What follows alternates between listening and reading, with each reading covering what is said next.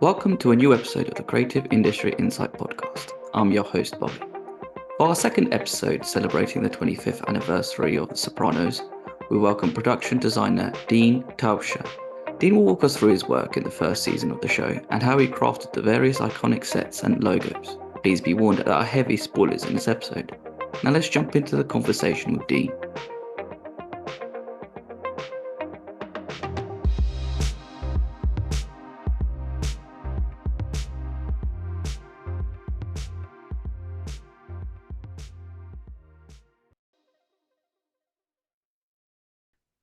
Hi, Dean. Thank you for joining me today. Nice to see you, Rob. We're here to talk about The Sopranos, which has just had its 25-year anniversary of it being first aired on HBO, which is crazy to think that 25 years ago, the whole TV landscape changed. And it's a show that people are still talking about now, and I think it's a show that people will never stop talking about. No, it's amazing on my end too. It's on one side, oh, I remember what all happened in these other 25 years, but it does seem, well, maybe that's just as a person getting older, these decades just fly by. It doesn't make sense. Here we are, 25 years later. Yes, and I bet you for some people it just feels like literally yesterday, and then they blinked, and then now they're here. And then also the fact that like it's just such a lightning in a bottle kind of show with the way that it's just had staying power, its cultural footprint, and even now people are trying to copy it to make sure that their show could be similar to that of The Sopranos. Yeah, which is again crazy to think. I think there must be like something like a weird algorithm or something very scientific to the way that it just hits. And or it's just a phenomenon that no one can ever explain. Well, Um, have you heard something in the past month or so, some weird thing that they said that men think of the Roman Empire almost every day? And it was like, I don't know what that means, but the other day I was in a park and there was a triumphal arch, and the United States uses a lot of Roman symbolism too, and there are these fasci, uh, and they were bound sticks, that the sticks were used to beat slaves with an axe head, you know, and Sopranos was basically based on I Claudius, restaged in New Jersey. So instead of a dynastic fight over a Roman Empire, it's a dynastic fight over these pathetic mobsters in New Jersey, with the mother, like in I Claudius, whose name is Livia, who then tries to get her emperor son killed. So if people want to, I guess if other writers want to get the lightning in the bottle, they need to steal from classical sources again and restage them somewhere. Instead of trying to steal from Sopranos, they need to go to some other older sources and restage them in modern society. that's a quite a so when you said about men thinking about the Roman Empire at least once a day, you're kind of subconsciously thinking about it if you think about Sopranos and other shows as well, um, which is actually really smart and clever in a way. But then also, it, they're called the classics for a reason with the Odyssey and then other works of literature, even going to somewhere like Shakespeare, because they always get reinvented, but they're just so perfect in the way that they're presented and how people can still use and adapt them to this day. Like I would never imagine if somebody had written that and they would think that how many thousand years later that somebody would still be using that as the base of their show or entertainment at that time. But going back to the show itself, You were the production designer on the first series, from episode 2 to the finale. How did the show come about, and what made you want to take it on? I'm not sure how it originally came about, but the original designer, Ed Pizzoni, I'm not sure the reason he didn't continue with the show. I'm not sure. I just know that he recommended me to take over for him. So I, I like to think that he didn't come back because he did some pretty big movies. So I like to think he didn't come back because he had another commitment with something else. There was a long time between the pilot being made and it being greenlit for the first season. So there was plenty of time for, somebody to be either out of work or looking for new work or whatever. And so when I took over, mostly when pilots are done, no permanent sets are made. The one permanent set that was made by Ed Pizzoni, and one of the major focuses of the show is the psychiatrist office.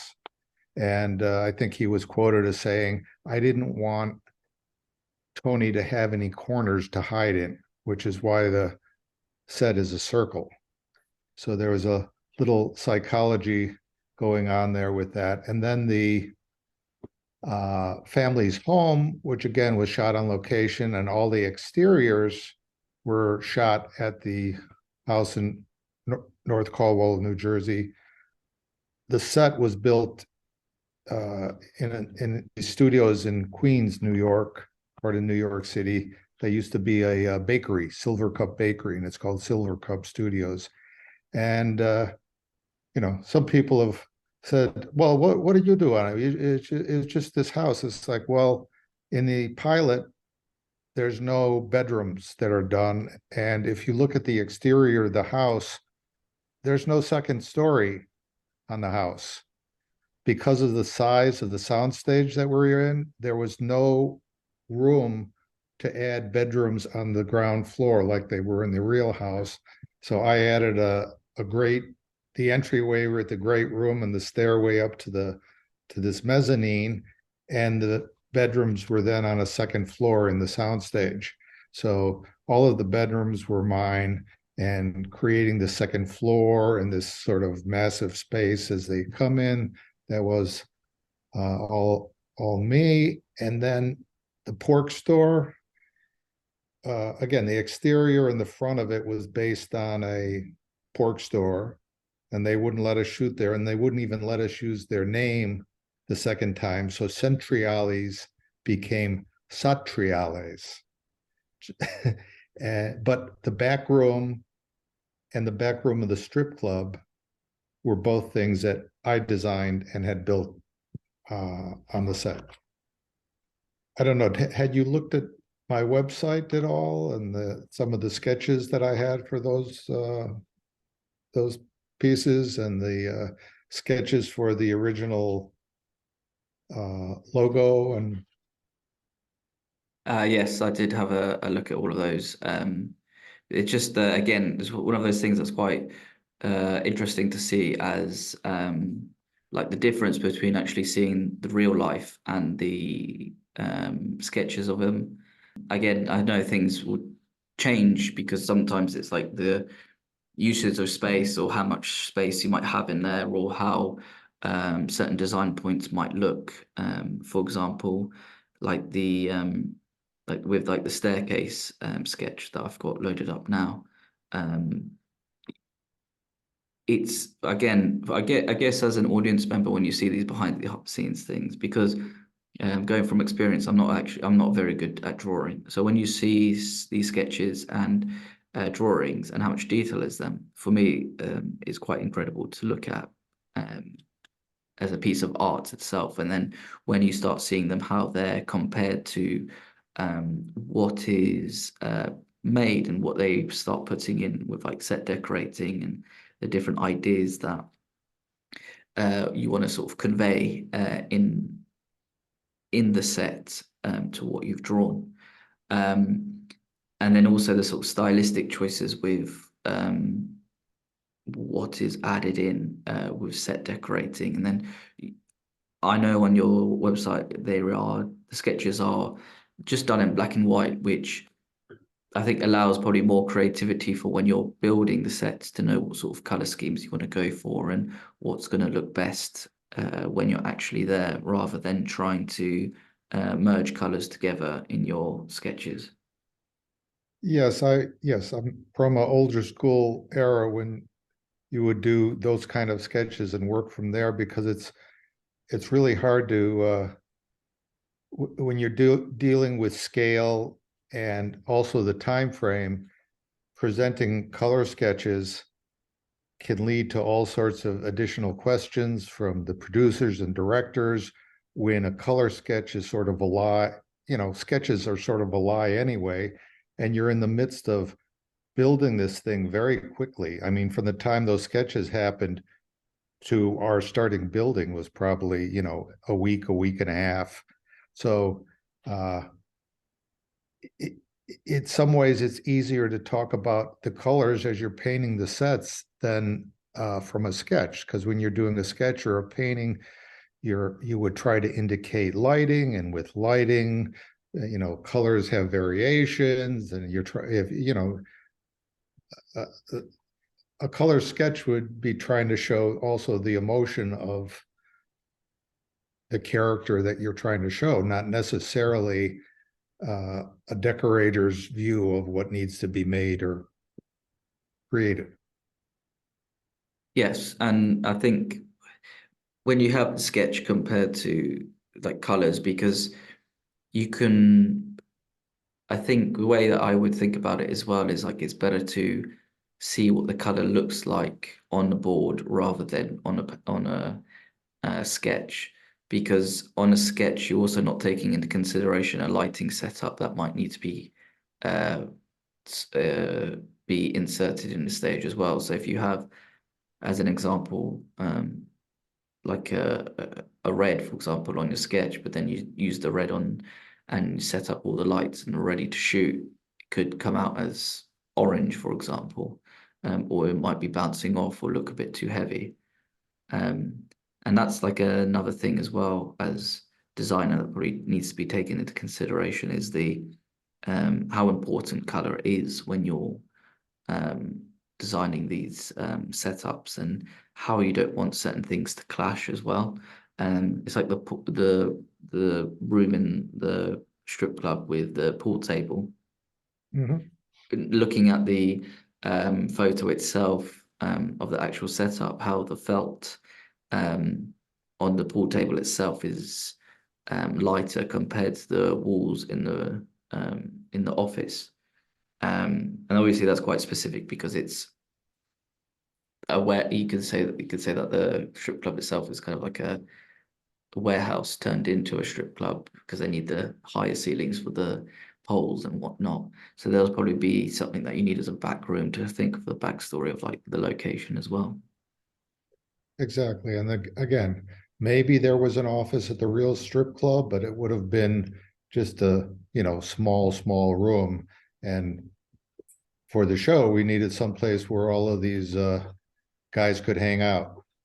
So that was all just at the real strip club. They'd go through a door and then cut to the set, which was sitting in Queens. Yes, and this is a question I kind of wanted to save for later, but you mentioned it now about cutting. I know this is a sort of more of a continuity question for people who would make notes for the editors, and the DOP would need to match lighting. But as a designer, when they're cutting from a location to a set, for example, um, how do you go about that, taking those sort of things into consideration in your designing? Well, the main house, we matched the front door and part of the facade so you could show Tony leaving and then cut to the exterior as he's there with the reverse. Sometimes, depending if it was a set that was only being used once, you would, if somebody's leaving a door and you don't have the background to match, the director would decide, in conjunction with you, is like, I don't have the time or space or money to recreate an exterior background for the person to leave. So the director often would rake across the door so you would see the person leave, but not shooting through the doorway. Sometimes people would leave, if you're in a motel room, you're going into a hallway. So that's easy to recreate a modest backing so somebody can leave and enter. Those are just common design elements that's usually firmly discussed with the director so he knows what he's going to get and not surprised on the day of shooting. It's like, how am I supposed to get this guy in and out of the set? You don't want that phone call. Well, I think that phone call, yeah, well, yeah, one, you wouldn't want that phone call because then you wouldn't have to be on the fly to be able to quickly change what's going on. And then also, yeah, you'd completely lose a day of filming as well because if you can't move something. Well, But I guess as well, like it comes into planning because I'm also looking at your the sheets. Is that like the layout of what the space looks like? So I guess where somebody would walk in and how the sort of area would be, which again are quite. I spoke to another production designer as well regarding that because they were shooting all pretty much on one location for a film that he was designing. The gentleman's called Ramsey Avery, and he was kind of just like, well, if you're going to be breaking down the script about where people are moving, it's important to understand the use of your space and where things will be in your space. So I think when you look at Olivia's home, this is going back to your sketches, is what the layout of that house would be. So you'd have going into the house itself, you'd go in with a walkway, but hallway, sorry, and then there'd be the living room, and then going out to the back would be the kitchen area where the dinner table would be. And I find that sort of thing's quite interesting about how as a design point, you need to think about where uh, how the layout of somebody's house would be as well, not just that it be like sort of a mishmash of things.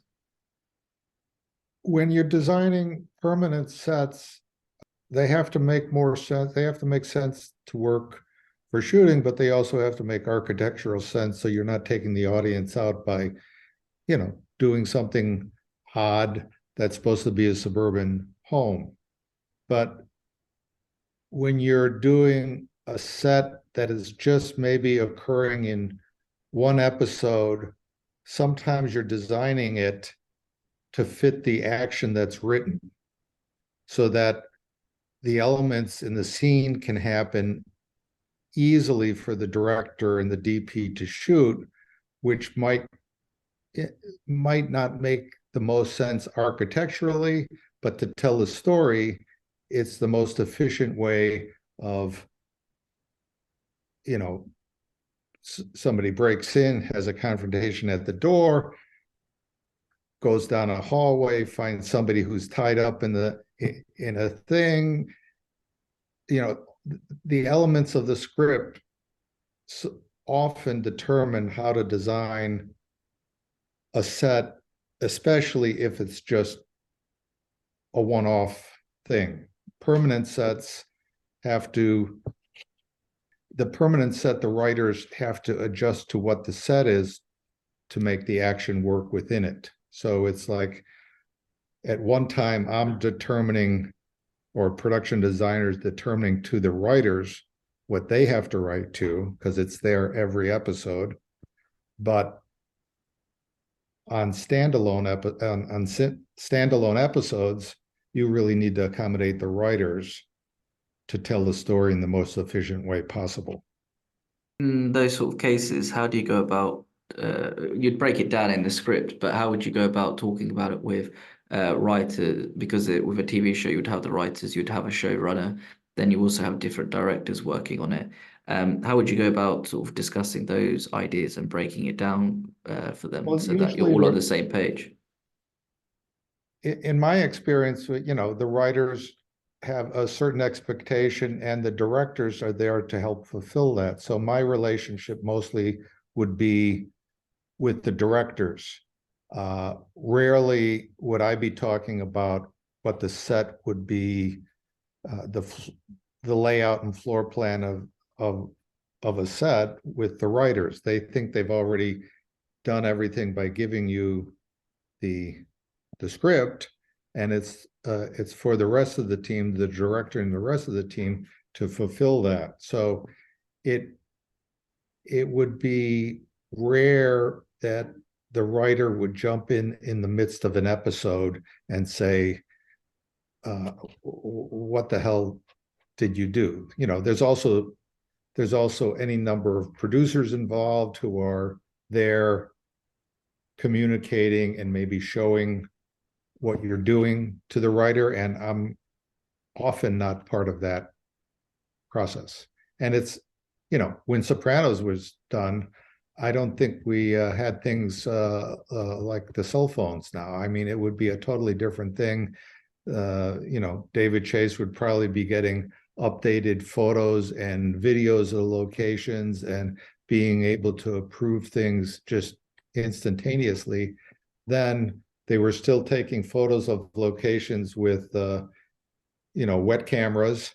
Somebody run to a 1 hour developer and tape all of these photos together to get a panorama of the things and make these elaborate folders of locations. So it was much different than it is now. And as also with production designers, there's some other thing called pre-visualization. So instead of a black and white sketch like you saw me do, they do color 3D mock-ups that I think like an architectural thing, like you can walk through. And it's all done digitally. And the bizarre thing is that they use different programs than the people who do post-production CGI work. So it's not like the production designer and his art team do these elaborate digital presentations. It's not like then they can use those in the film. Then it's another world, and it's not mine, because I'm not very adept with computers. I think with the whole previous thing as well, like amazing how things have changed completely quite a lot, and that you can now. I think even to the case now where people have the VR headsets and they can literally walk through their sets, and then if they were thinking, well, if we wanted to use different lenses, then they could.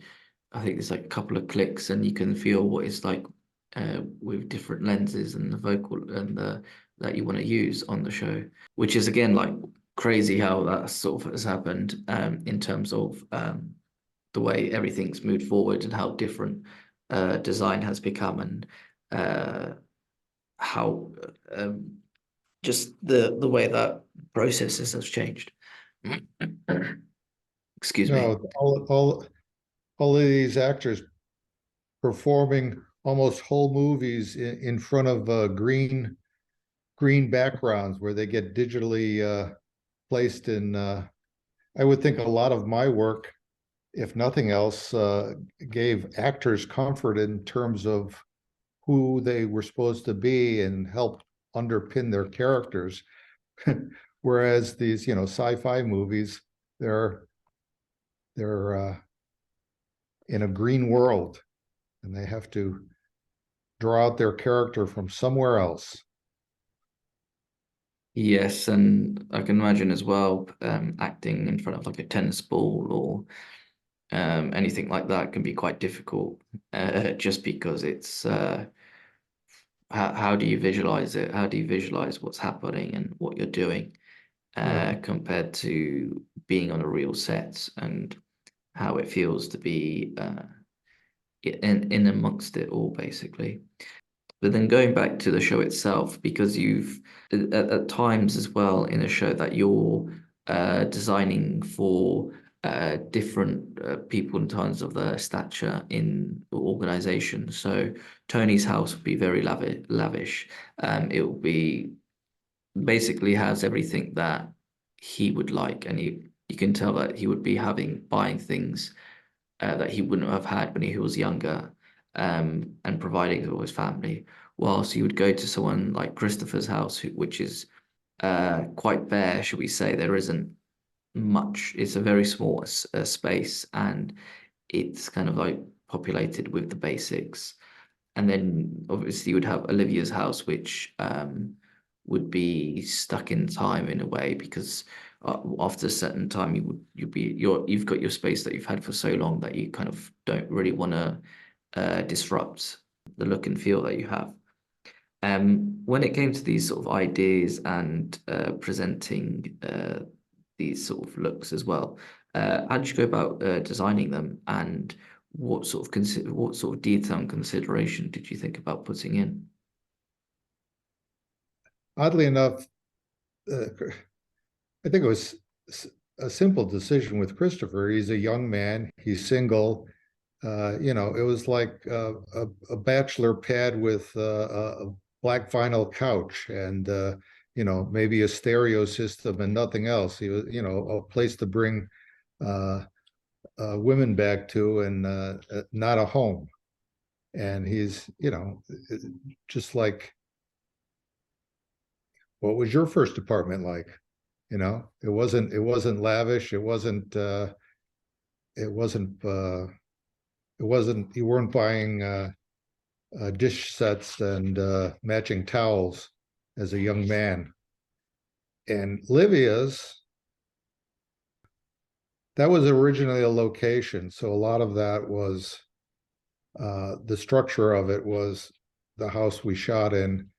And the woman that I hired and brought in, Janet Shaw, was the decorator from episode 2 through the entire run of the show. So in a way, she more than anybody helped define what the show looked like, especially on locations. So after the first season, most of the permanent sets were there. The psychiatrist's office, the family's house, the back rooms of the strip clubs, Christopher's set, which would be put up and down depending, because of limited stage space. You'd always be tearing down sets and building other ones. Like what is the one episode where Tony's on drugs and he's hallucinating and he thinks he's seeing this beautiful Italian woman? Yes, that's the when he's yes, I know which episode you're talking He's about. like on Prozac or something like that. And, he's then there's flashbacks where like she's nursing a baby in this peasant cottage in Italy. Well, obviously that was all built, but we didn't have a lot of space for sets to just sit there. The permanent sets stood there, and then other things would be built to go in and out. So Livia's house would be erected when there were scenes for her, then taken down. And then some of these sets that were just one-offs. And the funeral scene where it's near the end, where they're about to put a hit on Tony, and Uncle Junior is standing by this woman's coffin, and he's talking to these younger guys, and I think he said, "Oh, she's the first, she's the first woman to give me a hand job," or something like that. And these two younger guys are standing there like, it's a fucking funeral. What are you talking about? And he's worried that this hit on Tony isn't going to go well. And, we were going to shoot this in a real funeral home in the West Village in New York. And, the show hadn't aired yet, and they were like, mobsters? No, we don't want our funeral home associated with mobsters. So now, the funeral home would probably say, they'd probably have it on their flyer, shot, funeral scene shot from Sopranos here. Come and bury your loved ones. They probably would have made a fortune. There was another scene in where you remember the guy the guy who was the head of the family who had cancer, and he's in the hospital, and they bring Jackie Aprile. a prelay. So his funeral, we find this old cemetery, and it's like between a couple of elevated highways in New Jersey, and it's but the cemetery probably dates back to the early 19th century. And I'm there waiting for the rest of the scout to come. I had come with a few other people, and I'm looking around, and it's like there's no place to put other graves. And I asked the guy, how are you still in business? I said, is this owned by a church? Or is it? He said, no, my family owns this. I said, well, how are you still in business? This is full. How are you selling graves anymore? He goes, I keep track of who comes in. You got to sign in, you could come in. And if people aren't coming in for a while, no relatives come in, I just dig up the old graves and I resell them. And I look at him like, oh, this is a nice business model. And he gets more specific. He goes, after 5 years, it all rots out. There's nothing left. It's just some bones. So I'm thinking this is a perfect business model. They regenerate the funeral plots. I feel like that's quite a morbid thing to sort of think about, but I guess as someone who has that as a family business, needs to take into consideration how to maximize their assets. Yeah, exactly. That's the right word. One wonders if it's at all legal what they're doing, but we were working on a show about illegal acts anyway. So it was like, okay, mum's the word. But I think as well, like going back to your point about saying the funeral home saying no to you guys filming sort of association of it. And you're right, they probably would be putting stuff on the flyer, being like, yeah, as seen on the hit TV show The Sopranos. But when I think what's quite interesting as well is like the difficulties as like production that you have to go through, trying to find locations and places to work, because there are, as you said, there is certain sets that you will need locations for rather than they could just be a set build, especially if it's quite specific like a cemetery, because you can't just I'd hate to think how difficult it would be if you had to rent a field out and erect loads of gravestones and make it look legit, and the patinas that you'd have to put on the gravestones as well to make it look like it's not a brand new one. But then also how much a headstone would cost. Right. And the odd thing, I've watched, plenty of movies, but various shows I've worked on, the lawyers are concerned about showing actual headstones of the names. So they're afraid they're going to get sued by some relatives when you show a name of an existing headstone. So a lot of times shots are set up so that you're on the back of the headstone, so you're not seeing a whole bunch of grave. And if you're putting your own headstone in, the surrounding headstones you might need to make also, so that you get an approved name from the legal department. And an enormous amount of, seems like, busy work that the art department would have to do to accommodate legal aspects from the law department. You can't do this, you can't do that, you can't show this, you can't show that. And then you watch other shows. It all depends on the corporate entity you're working for as to how loose or structured they are in terms of these rules. Very bizarre. That sometimes you'd use a headstone that has what's the word?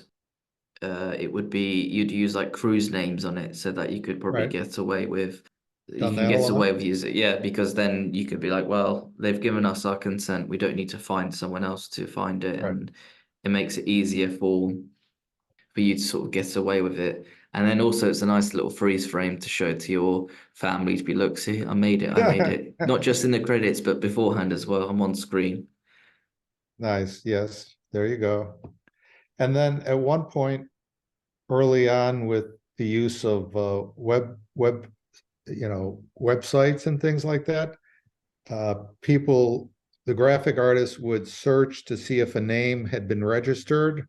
And if it hadn't, they would make a fake website and use it on the screen for whatever, some whatever the specific plot point was they needed it for. And then some smart people would go around, freeze frame that website, go and register it in their name and sue the company for to be paid for future use of that episode in reruns. So the company would have to go back, film company, either pay these people off or re-edit the show and put a different name in. So now when you see websites and things on screen, they're all bought and purchased by the studio so that somebody can't sue them later. How's that for stupid? Well, I don't know. I just find that, well, one, whoever sort of thought about that beforehand was probably just, I guess in a way you're quite clever, because then you can say, well, here's a quick, they must have had a sort of quick make money scheme of Yeah. the decision. But then also, yeah, you're right. How stupid can it be that you can't do something like that? Um, where you need to then add so much more work for art department to then come up with certain names, then also having people to clear it, to make sure that it's all okay and it doesn't get confused, not confused, but um, you don't get sued over it. But then No, that's also maybe you could have like free publicity from it. I'm not sure. yes, like I was saying, there was so much work that happened in the art department that was just like, we have to do what? You know, not not part of helping tell the story. It's helping from the legal, it's helping the company from being sued. That's that's a whole different story. Yes, and I can't even imagine how much extra work they must put on for people that you could have spent how many hours on a design, and then somebody does a quick clearance check, and then it's actually just all, it's not come correct.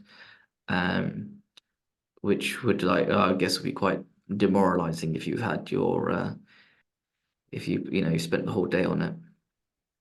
The and there's a big difference between the shows that happen on network and the shows that happen streaming in terms of like product placement also. I worked for many years on a show called Law and Order Special Victims Unit, which is an NBC show and lives by advertising, and then lives by advertising in syndication. And as you know, it's playing forever. All of these Law and Order shows just play forever, and they don't want any images that might uh, keep a future advertiser from advertising on the show. So there's nobody's holding a can of real beer. Nobody's holding a Coke or a Pepsi. Nobody's holding a Starbucks.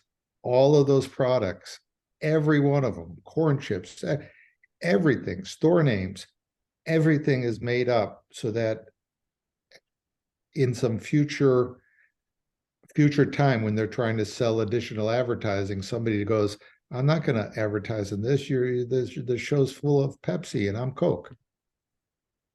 And then on the other shows and our movies, they get paid product placement. They're either given products or given products and money to use the products on these movies. When you do have these sort of product placement that comes up in shows, and how does that go about in terms of affecting your design?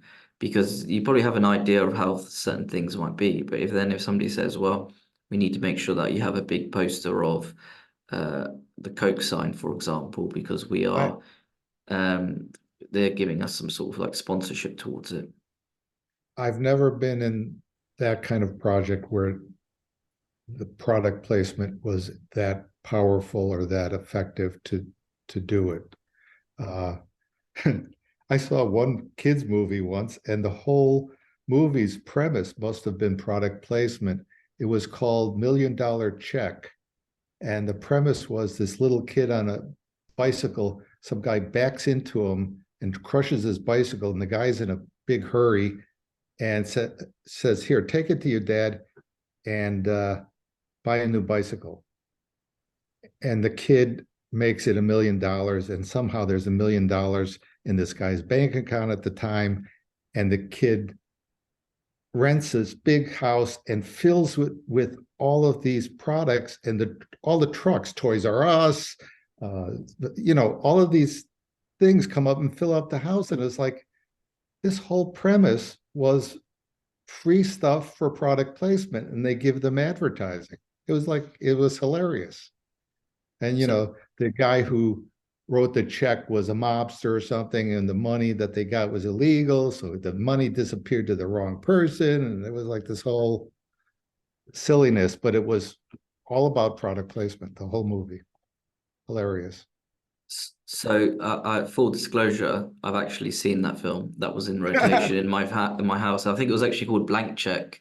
And yeah, I know exactly what film you're talking about. And yeah, I do you know what? It's funny that you've mentioned that because I've not heard anyone speak about that film in years. So that's put a smile on my face with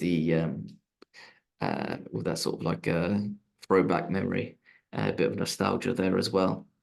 What I'm going back to the show itself as well, because I'm looking at when I've gone through your sketches, and there's also you also have to do a lot of logo design as well, that needs to come up. So we've already touched upon the idea of getting clearance through, and you can never usually use real. You try not to use real companies and names like that because it's quite difficult. Um, but one that stands out the most, and I think, well, there's two that stand out.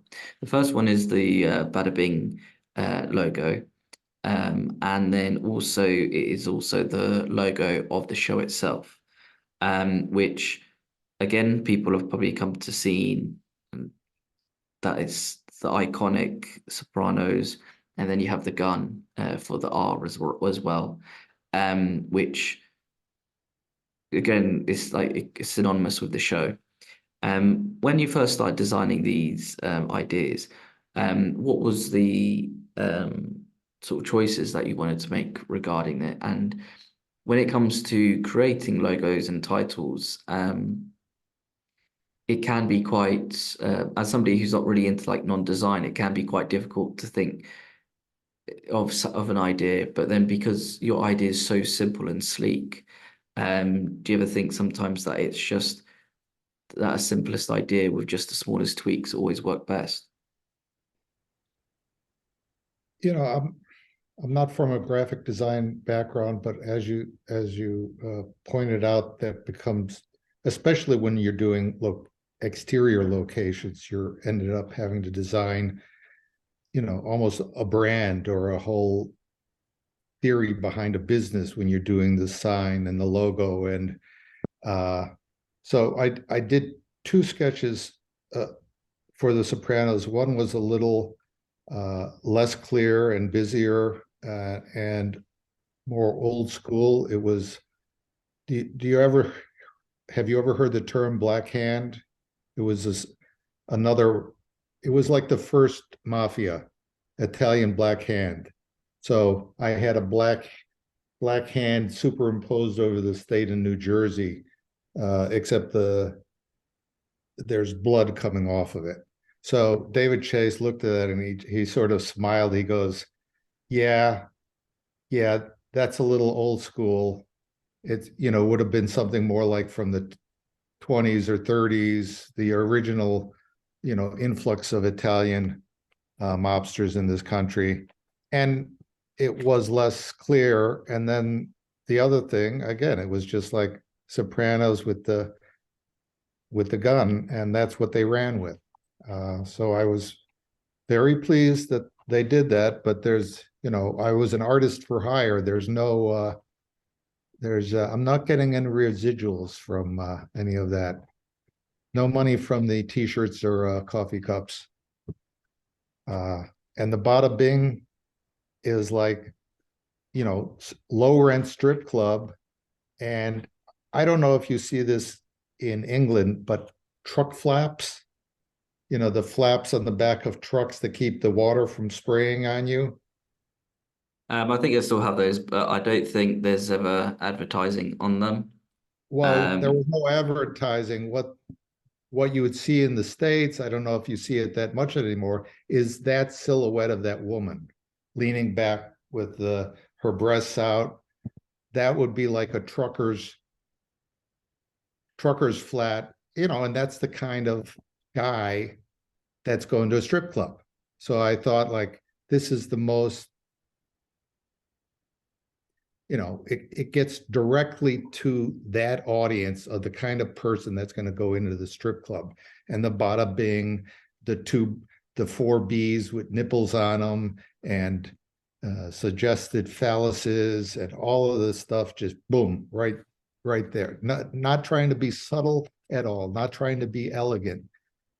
Bad lettering, bad woman's silhouette for the basic male uh, basic male instinct. And yes. when we Sorry. first put this sign up in, I think I forget what town it was. Was it Lodi, New Jersey? And it's a strip club, Satin Dolls. We put the sign up. It's okay to have a strip club in their town, but this sign was so outrageous. They made us cover it up with black tarp uh, until we shot it. It couldn't just sit there. Now there's probably a separate sign that says Satin Dolls, home of the Bada Bing. Again, amazing how people can use the popularity of the show and sort of be like, this is where the Bada Bing was.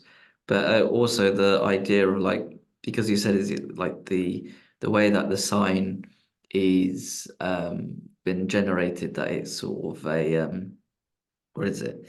That it's kind of not the eye of beholder, but it's like trying to, what's the word? Advertise to the certain clientele, but it's just a place that you could probably go, quite a sleazy place, and there's nothing more to it really. And then also the fact that it's just in black and white is quite striking as well, because it's not trying to sell it as a certain place. It's just here's like a nice little basic idea and design that sticks out for people if they're driving past. What what I have found bizarre in all the years I've shot in a lot of strip clubs and scouted even more. They all try to advertise the opposite of what I did with the Bada Bing sign. They all try to make it look classy. And every strip club I've ever been in New York area, somewhere, somehow, has tufting couches, tufted leather something. Sometimes it's even photos of tufting, like whole wall panels of photos of tufting, because I guess that's classy. But every strip club I've ever been into has some element of tufted upholstery. Figure that out. I think saying that, well, I think you did yourself a good save by saying that you'd go on recce's to strip clubs rather than go there just in case the other half is listening.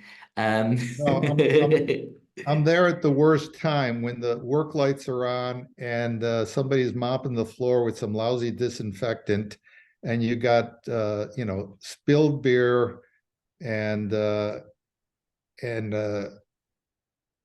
damp basement smell and bad work lights on all at the same time. Not very appealing. I guess as well, like in terms of when you go on your recce's and seeing what you see in terms of what you want to sort of build on sets, um, probably gives you a really good idea of how things should be, but then also what you wouldn't want in your design, because it's not necessarily the same. If you're talking about this tufting, or the sofa on the walls, I guess that adds another realism if you have it in your design, but then at the same time, you don't want it to look like any other place. You want it to have a different sort of feel and vibe to it. And I think as well, like having sort of a big stage area in the middle of the bar as well, um, is kind of like a quite interesting design layout, because whilst everybody sits and drinks at the bar, they can still watch the show, but then be served at the same time. Yeah, well, that's the real club.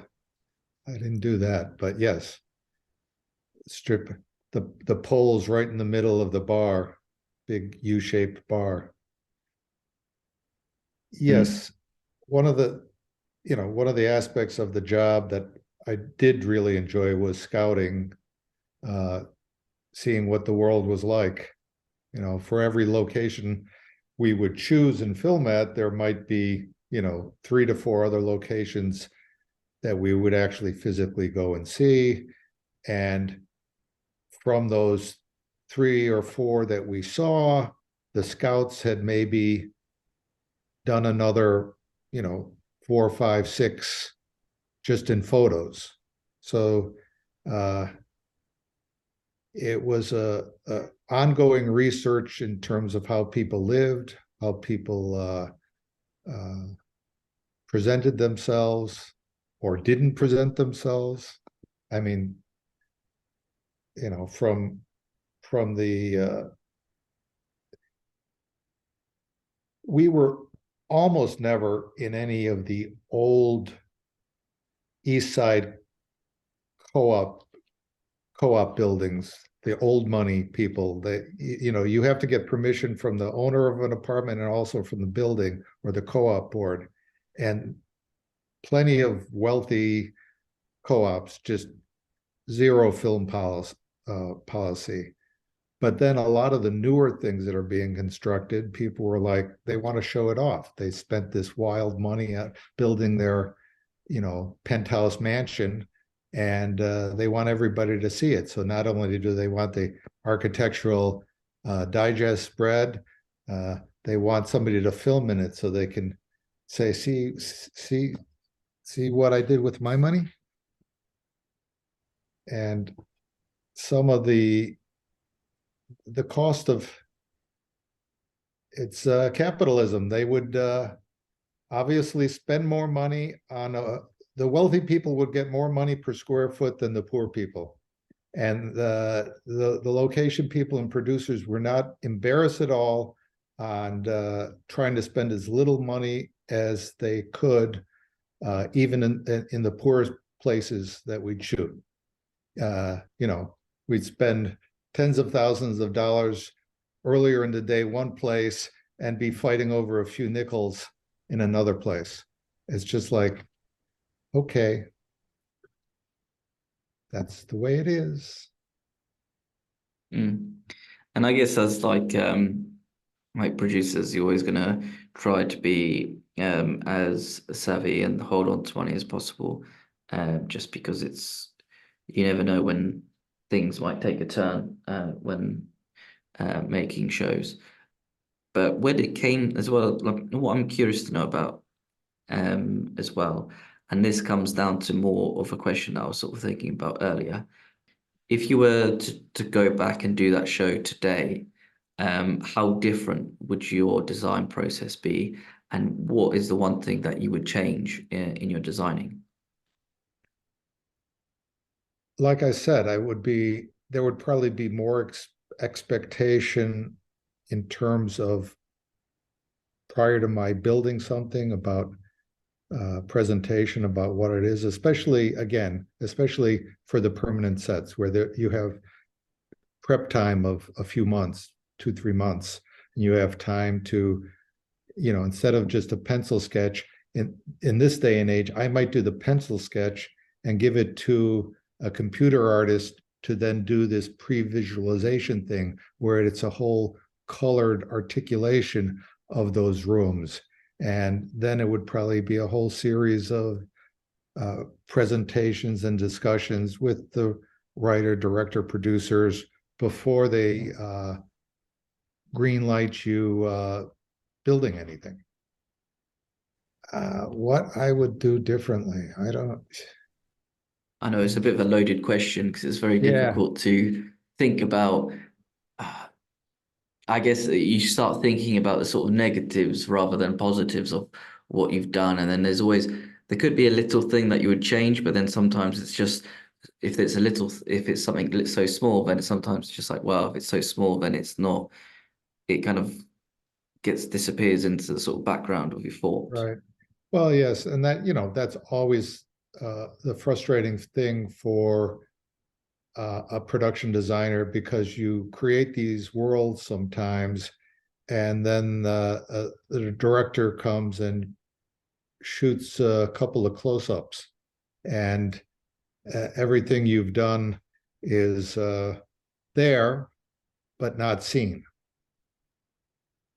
One charming producer I had uh, said, Dean, nobody cares what you do. Uh, they only see 2 inches between two actors' heads. Wow. Nice, huh? That's quite Those are the savage. kind of people, those are the kind of people I work for. There's some I'm sure there's a whole group of producers and directors out there who are making these communal projects and are doing it in a cooperative spirit of art. Uh, I've had producers more like that. Just get it done and don't talk to me. Yeah, that's quite a savage thing to say, really. Especially when you're working in in an environment where it is so collaborative. But I guess, Well, in theater, they consider the set designer, the costume designer, lighting designer part of the creative team. In film and TV, uh, I'm below the line. I'm essentially a crew, and in the award seasons, they talk about the production designers and the costume designers. But when you're working, you're just like usually considered like an expendable annoyance who has a lot of responsibility and a whole half the crew working for him, but it's just like you don't know. Uh, Under the union contracts, uh, without having to pay the next day, I could have been laid off any day at before 2:30. If it went past 2:30, they'd have to pay me the next day. But under these union contracts, I was never under contract to work a whole season or a whole show. You're essentially a day player that is expected to uh, hop to and do their job. And we hired you to make it look good. There's sometimes not a lot of discussion about what that means. And hitting those emotional notes and understanding the characters is something that a designer brings to the table and does by showing, not does by talking. And a lot of times the showing is until they walk into the set because things happen so quickly. There's little time, when you're doing the episodes, when it's running, you're doing a new episode every 8 days. There's almost no time to do presentation sketches and discussions. It's just run and gun, and the director and producers turn up to sets, and that's the first time they've seen it.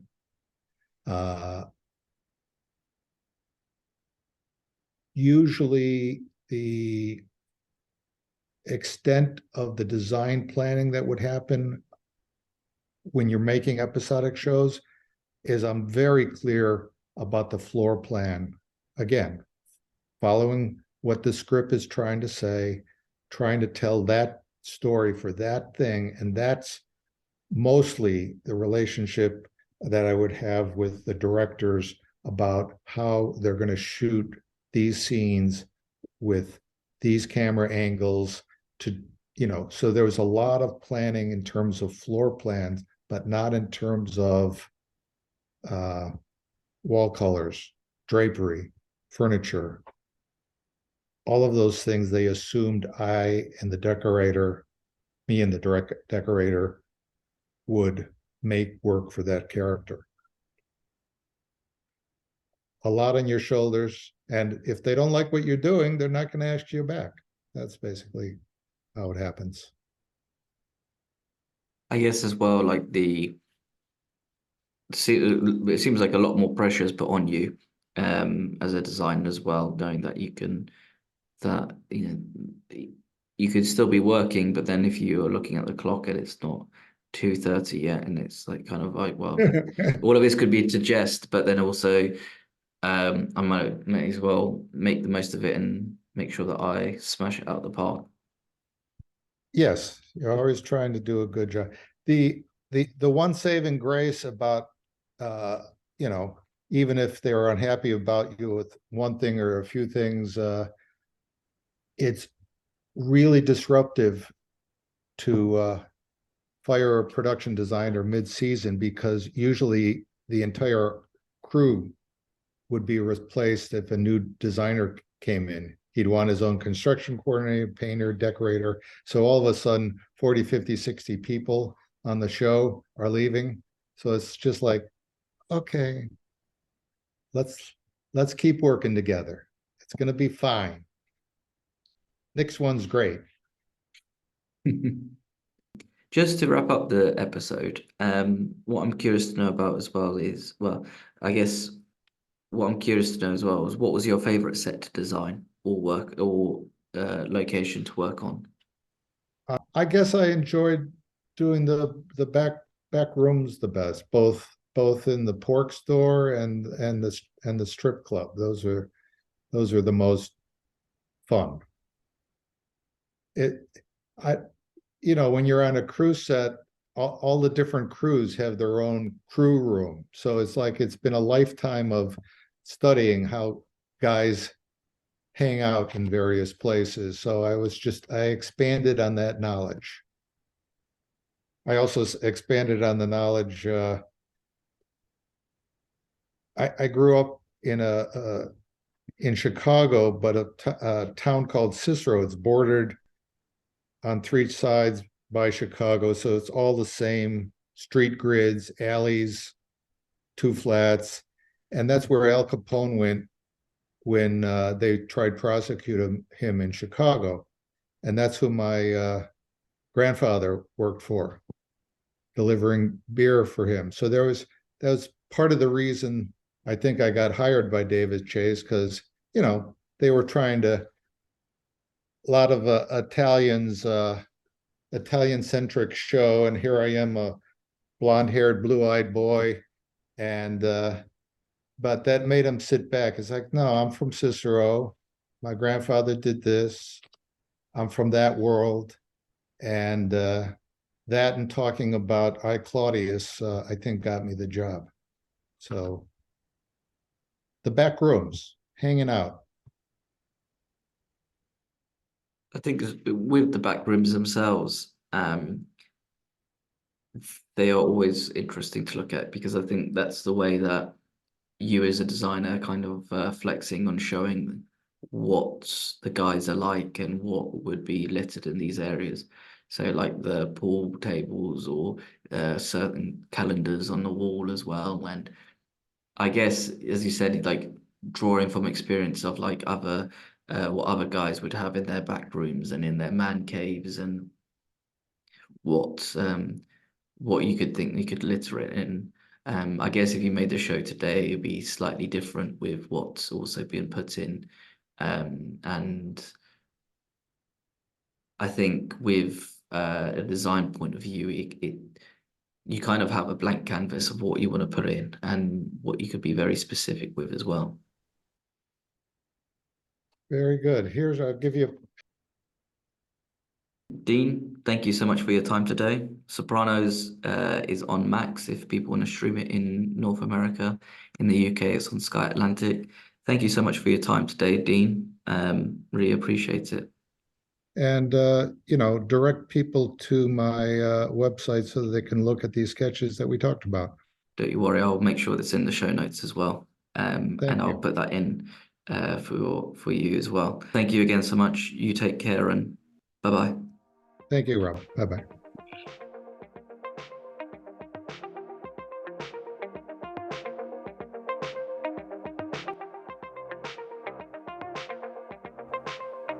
Thank you for listening. Please subscribe, rate, and review this podcast.